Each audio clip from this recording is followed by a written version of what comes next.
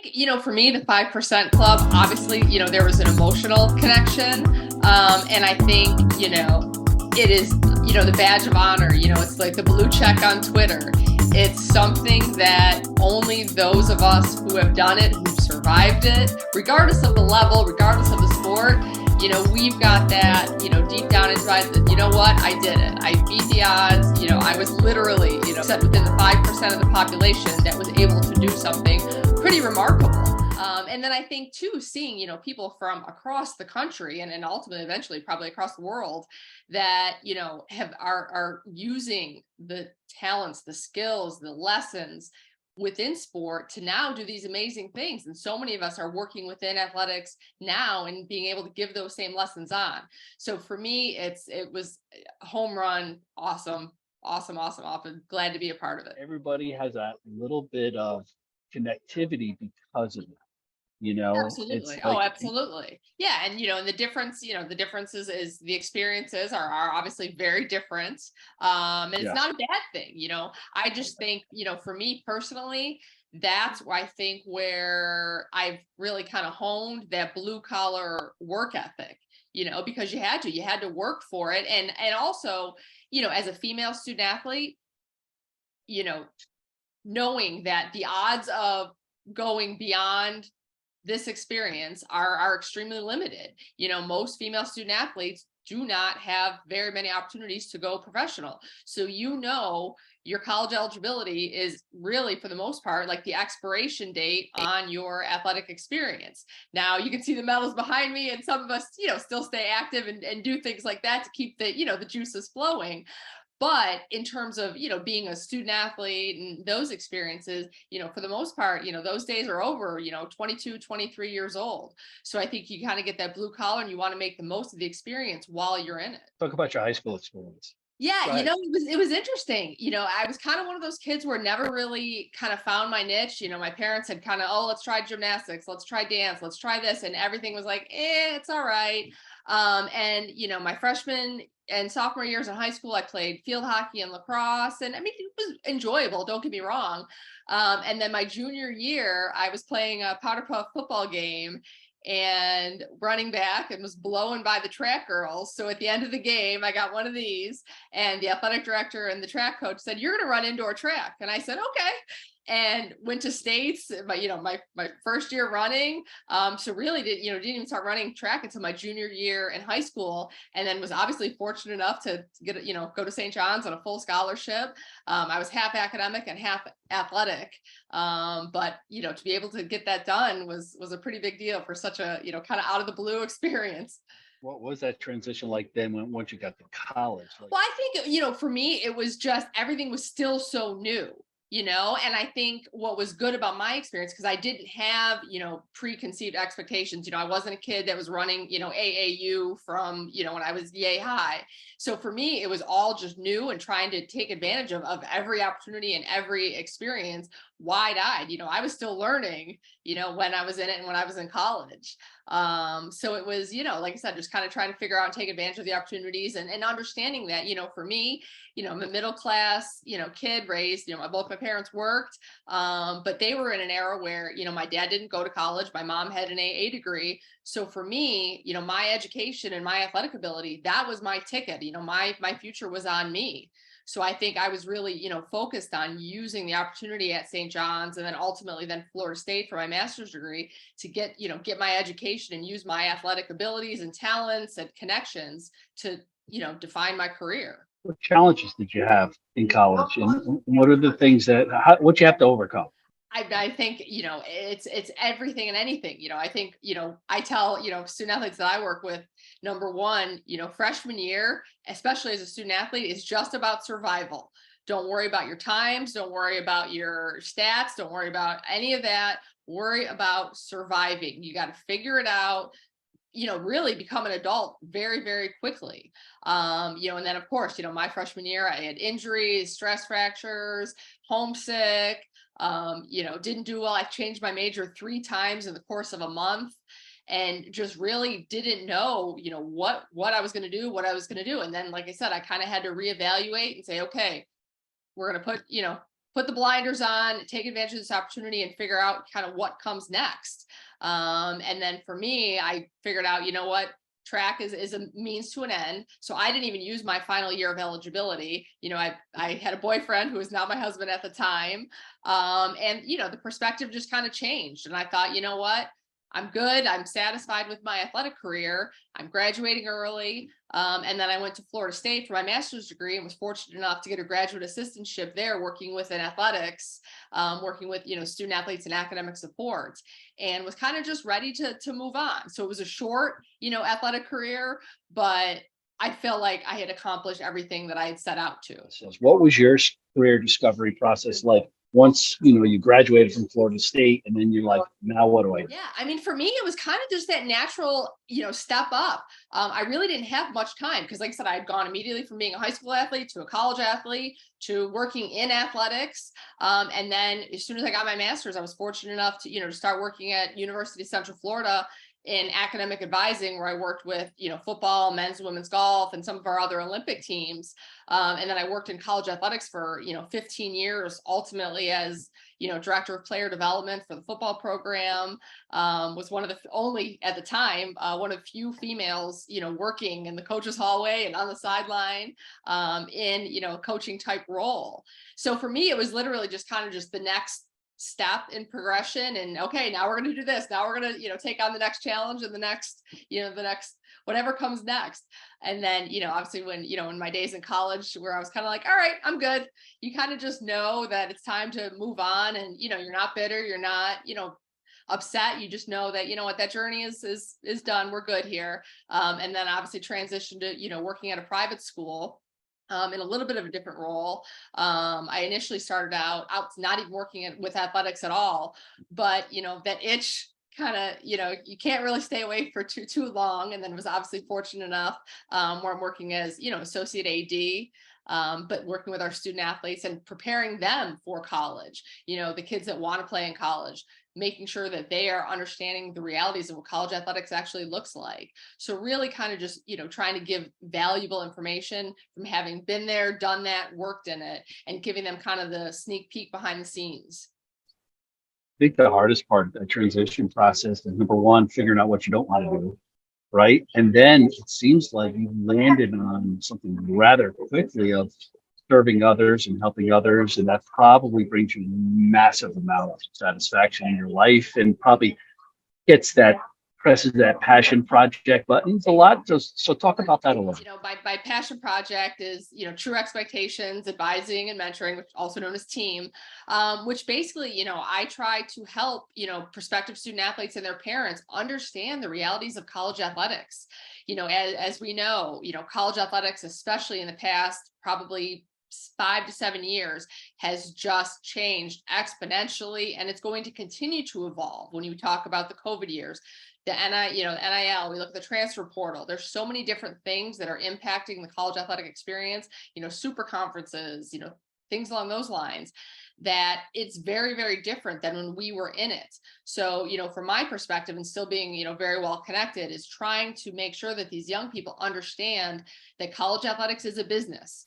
It is a business that they can and should be successful in, but they need to understand the realities of it. And they need to understand, you know, what it is, how they can go in and be successful. And it's, for me, it's more about helping them find the right fit. You know, you wouldn't buy a house, you know, sight unseen. You wouldn't buy a car without test driving a few different models, you know, going to a few different dealerships. So, you know, college recruiting is the same thing. You've got to be able to differentiate, you know, the ugly side of it, the, you know, to what your wants are, what your needs are, and finding the right fit where you can and, you know, should be successful academically, athletically, socially, and then it's a good fit for their families. What's changed for you since you know, changed the kids, changed in the process for the good, for the bad? So, you know, talk about that. Yeah, I mean, I think, you know, as a student athlete, you know, your identity just changes and evolves. You know, now I'm a mom, and I've got a 13-year-old who is also a budding student athlete. She's a swimmer and she runs track. My husband was a swimmer and I ran track, so funny how those are the two sports that she's also landed on. But, you know, your perspective changes. So it's, you know, trying to coach her, not coach, but guide her, you know, through what this looks like, being competitive, watching her evolve and having her own identity as a student athlete, that's obviously, been full of its challenges. But I also think, because my husband and I have been there, because we've done it, we see her experiences through a very different lens than some of the other parents that, you're on the sidelines or the pool deck with, that are maybe living a little bit vicariously through their kids, or have unrealistic expectations about what college athletics looks like. I heard one father talking about his 6-year-old. Oh, if she gets the chance to swim in college, and I'm thinking, she's 6. Like, give me a break, So, for me, it's all about, having honest, realistic conversations, and talking to, the student athletes that I work with. To me, I firmly believe there's a place for everyone. So, not everyone is going to be, D1 SEC. Some people are going to be D2, D3, NAIA, and there's nothing wrong with that. And that's why I think it's more important about finding the right fit, and stop people get too caught up in, the colors. Obviously, I've lived in the state of Florida for a very long time, and this is not a knock on either school, but what I have found, very different than the Northeast, but like in the South, most kids in the state of Florida grow up wearing either orange and blue or garnet and gold. And there's a little bit of sprinkling of a couple other colors in there. But, my example to the kids is, that doesn't mean, just because you are a, Florida fan, that doesn't necessarily mean that every single student athlete or student is meant to go to University of Florida and, play sports. There's other places, that we can look at. It's more about finding the right fit, and taking the time. And also, looking to say, if you're a huge Florida fan, that's awesome. Maybe you don't have the opportunity to swim there or run track there or play basketball there, but let's look at another school. And then maybe after you finish your eligibility, go to UF and get your master's degree or your doctorate degree from there. So there's ways to accomplish the goals. So I think a lot of these conversations that I try to have is just being honest and saying, let's have a realistic expectation of what college athletics looks like. What is a good fit for you? Talk about, what you share with parents and these high school students, all about the myth of scholarships, and how being in higher ed, how we look at scholarship, that it's really just another form of rebate and a discount, just like you're buying a car in a lot of ways. So you talk about how you manage your expectations. Yeah, I think it's, it's important for parents and student athletes to understand, not everyone is going to be on a full scholarship. That's the reality. I try to talk to them about, looking at the statistics, looking at the numbers. There are only a select few number of head count sports. And even within that, when we look at the number of roster spots on those specific teams, the odds of getting a full D1 scholarship, are very, very limited. So it's a matter to say, look, what is the best fit? Where can we find, do we have academic money? Yes. Okay. Well, then let's look and see, can we kind of make this work and find the most, inexpensive, cost-effective way to get your undergraduate degree done. And then I also, encourage these families, if they're a strong student, they should be looking in the recruiting process, and as they're evaluating schools, not only where can they get that undergraduate degree done as quickly and as inexpensively as possible, but can they be a graduate transfer? Can they graduate early and start a master's degree and get that paid for? I mean, those are the life lessons that these kids need to be taking advantage of. The days of, spreading out an undergraduate degree for 5 years because you redshirted, those days are over. And if student athletes are doing that, they're doing themselves a disservice, and they're leaving money on the table. They need to be taking advantage of all the opportunities that they can, and even now, with the NCAA waiving, the test scores, I still encourage student athletes, take the test. It cannot hurt you. Take the test. So why would you potentially leave money on the table? If you could potentially qualify for academic money or other scholarships or things like that because you have a strong test score, why would you not?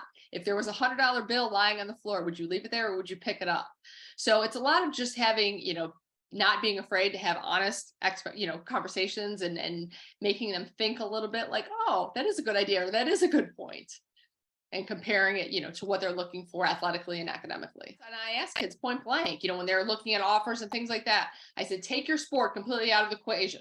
Would you choose that school? And they're like, no. I'm like, okay, then take it off your list. I'm like, what are we doing? Like, why would you want to go to school 4,000 miles away where mom and dad are never, ever, ever going to see you compete? You're going to be homesick.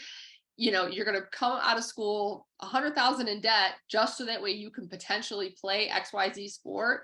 No, let's find a better fit. Unfortunately, the current state of youth and college athletics right now, people have lost sight of that. They're too fixated on my kid's going to get a scholarship and the bit and this that they've lost sight of. No, like, this is supposed to be fun. And if it's not Yeah. fun, then why are we doing this? This is about the life lessons. These are about the friendships, the relationships, the networking, the everything that, and these kids don't necessarily understand that being a college athlete, regardless of the level, is the hardest thing they will ever do in their lives. But if, like you said, if they can beat the odds, if they can survive that, I fully believe you can do anything they put their mind to. If you can do that, you can do anything, because it is the toughest experience that you will ever have for so many reasons. But you got to be able to embrace it. You got to be able to tough it out, which I think, like I said, so I think the 5%ers, we know that, like, we have that connection. We're like, oh, I know what you did. I know what you were doing at 6 a.m. or I know what, because we've all been there. We've all done it. We've all, seen our teammates at our best, and we've all seen our teammates at their worst. Yeah, that, I mean, you think about your teammates, you spend more time with them than anybody you ever took a class with, anybody that in family that saw. These are the people that you were with. Like I said, they saw you at your best, they saw you at your worst, they saw you sweaty, gross, no makeup, Right. going to class immediately after, and Yep. getting it done. And you just have that mutual respect. Like I said, regardless of sport, it's that level of respect that, okay, they can hang. They're okay. They've got the check. We're good. When you get older, you start realizing, I mean, there's fun rivalries and you like to poke fun and all that. And Right. but I think as you get older, you realize that there's nothing that you like better in business than people that you have a mutual respect and understanding and like-minded around. Right. You almost Absolutely. like you crave those types of people that you run into, Yes. and and a lot of times they're not your neighbors. And if you do have neighbors or kids, friends that are like that, you're like, they're your best friends automatically. Right. Oh, absolutely. So Absolutely. talk about, And then you also, like I said, and then you also see, ones when, they are maybe living a little bit vicariously or kind of have a little bit misguided notion just because they haven't done it. You can kind of see, so, I find myself kind of treading lightly and I'm, backing away a little bit or saying a little bit less, because you just don't know the level of understanding or what you can say, so I, kind of I tread how about lightly. those medals over your shoulder? Oh, yeah, that's kind of just running is always kind of not always. Since I, that quote, once she figured out she could run, it changed her life. That's me. So yeah, running is my release. It is my, my stress relief. It has just kind of been my thing that, whether I've had a good day, a bad day, I need to get my run in. I run off the crazy of the day, and for me, it's important to keep, obviously for all the health benefits and all of that, but also, it's the only time of day where I'm not a mom, I'm not an employee, I'm not a wife, I'm not, anybody's anything. It is me. It is Kristy and those are my miles, good, bad, fast, slow, they are my miles and I work hard for them. So I'm proud of those medals, so I haven't gotten as many recently because I've just been, hitting up the treadmill and it's hotter than hot in Florida. But, that's something that, I still try to make sure that, I get my workout in, almost every A day. little bit in your life. Maybe a dream that died that you know at some point I'm going back to that dream. Yeah. What was it for you? I think, for me, dreams, I kind of, especially, kind of being young and, when I was in athletics and college athletics, I thought, oh, I'm going to be a director, I'm going to be this, or I'm going to, and not to say that, I set it short or anything like that, but, when you become a parent, your priorities change, and then I kind of realized, college athletics, because I mean, people ask me all the time, why aren't you still in college athletics? People that don't work in college athletics don't understand. It's the same thing. If you haven't been there, you don't get it. Everybody wants to be in it until you're there. And then you're like, ooh, gotcha. This is not what I thought it was. And it's the same thing for student athletes as it is for those of us that worked in it. And it was great. Don't get me wrong. I've got amazing experiences. Some of my best friends, are still in it. But it's one of those things where I felt again, like, my time was done. I had had enough. I don't miss the 24/7, the, just overall disruption, rescheduling Christmas for a bowl game, those things. So, obviously, I had, bigger aspirations and, oh, maybe I'll be this, or I'll run my own department, or, go to a big SEC school or things like, like that. But then, being a mom and being, raising a student athlete, that kind of won. And, for me, choosing to work, in a high school where I've got the same schedule, same work schedule as my daughter, where I can also still get my runs in the afternoons, drive my daughter to practice. Those things have become more important, which is also why, why I started True Expectations and my passion project, to still, be able to make a difference. Because I figure if I can't, be in it at a college setting, making the day-to-day, at least True Expectations, opportunities like this, conversations, sharing my experiences, sharing my messages, and helping a few people have a better opportunity and a better experience at the next level, then I've done good. That's the goal at this point. This is your opportunity to give your Hall of Fame life speech. Up to this point, you still got a long ways to go, but up to this point in your career, in your life, and it goes fast, as you know. I mean, it probably seems like yesterday you had your 13-year-old, right? So who are those people along the way that have helped you? When I think back of the people that have helped, I mean, there's always been, very specific people, along my way. Obviously, my high school track coach was, the first one that I thank, because he literally found me, and changed the whole trajectory of my life. Working in college athletics, Coach O'Leary, he is, a tough, old school, blue collar, that's who he is. And, being able to work in that program and really, help these young men, thousands of young men literally grow into men, and see the trajectory of their lives change. Obviously, like I said, my husband, the fact that we were both student athletes, we've got that mutual connection. And then my parents, supporting along the way.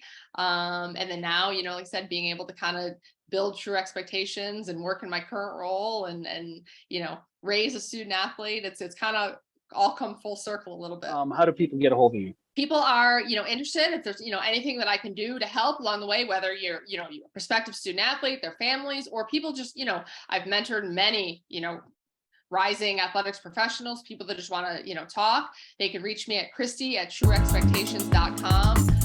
And then also, trueexpectations.com is also, I've got the links for all my social media sites, LinkedIn, and then can reach out, and I'd love to chat. Love talking about sports and, mutual connections and how we can help this next generation. Kristy is not only a founder of True Expectations, but a founding member of the 5% Club. And we got so lucky to have you. And I love sharing your story because you are a savage. That's Kristy. I'm Rob. You're watching 5% Club. Take care.